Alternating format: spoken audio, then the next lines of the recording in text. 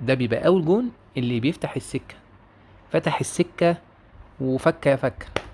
ف الكرة يعني لو تبص عليها، حصل تلامس بسيط من رجل المدافع في رجل احمد سيد زيزو.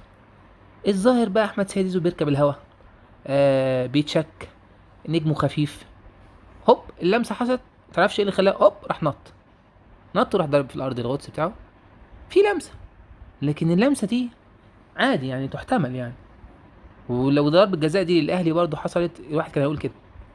مش دي اللمسه اللي توقع، ده يا دوبك رجله لمست في رجل، يعني رجل المدافع لمست في رجل احمد سيد، لمسته. لا ضربه بسن الرجل، ولا بالاسترزات من تحت، ولا في قوه ولا عنف. مفيش حاجه خالص تستاهل ولا تستدعي سقوط احمد سيد زيزو، الا ان احمد سيد زيزو حريف، حريف.